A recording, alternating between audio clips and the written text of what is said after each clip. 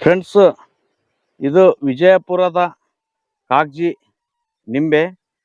ಸುಮಾರು ಮಾರುಕಟ್ಟೆಯಲ್ಲಿ ಹಲವಾರು ತಳಿಯ ನಿಂಬೆಗಳು ಬಂದಿದ್ದೇವೆ. ಆದರೆ ಯಾವುದು ಕೂಡ ಇದಕ್ಕೆ ಬೀಟ್ ಮಾಡೋಕ್ಕಾಗಲ್ಲ. ಅಷ್ಟು ಪ್ರಸಿದ್ಧಿ ಪಡೆದಿರುವಂಥ ವಿಜಯಪುರದ ಕಾಗ್ಜಿ ನಿಂಬೆ. ಈ ನಿಂಬೆ ವಿಶೇಷತೆ ಏನಂದರೆ ಕಾಯಿ ಸೈಜು ತುಂಬ ಚಿಕ್ಕದಿರ್ತದೆ, ದೊಡ್ಡ ದೊಡ್ಡ ಸೈಜ್ ಬರೋದಿಲ್ಲ. ಅದ್ರ ಜೊತೆಗೆ ಸಿಪ್ಪೆ ತುಂಬ ತೆಳು ಇರ್ತದೆ. ಈಗ ದೊಡ್ಡ ದೊಡ್ಡ ಸೈಜಿನ ನಿಂಬೆಕಾಯಿಗಳು ಕಟ್ ಮಾಡಿದಾಗ ಸಿಪ್ಪೆ ದಪ್ಪ ಇರ್ತದೆ, ಅದರಲ್ಲಿ ದ್ರವ ಕಡಿಮೆ ಇರ್ತದೆ. ಆದರೆ ಈ ನಿಂಬೆದೇ ಒಂದು ವಿಶೇಷತೆ ಇದೆ, ಸಿಪ್ಪೆ ತುಂಬ ತೆಳು ಇರ್ತದೆ. ಹಿಂಡಿದರೆ ರಸ ತುಂಬ ಅಂದರೆ ತುಂಬ ಬರ್ತದೆ. ಕಾಯಿ ಚಿಕ್ಕದಿದ್ದರೂ ಕೂಡ ರಸ ತುಂಬ ಜಾಸ್ತಿ ಇರ್ತದೆ. ನೋಡ್ಬೋದು ಯಾವ ರೀತಿ ಕಾಯಿಗಳು ಬಿಟ್ಟಿವೆ ಅಂತ.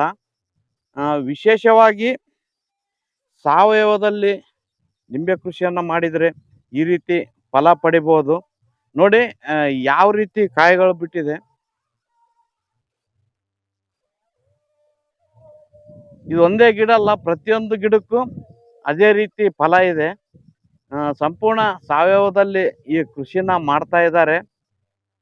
ಹಾಗಾಗಿ ಈ ರೀತಿ ತುಂಬ ಚೆನ್ನಾಗಿ ಈಲ್ಡ್ ಬಂದಿದೆ.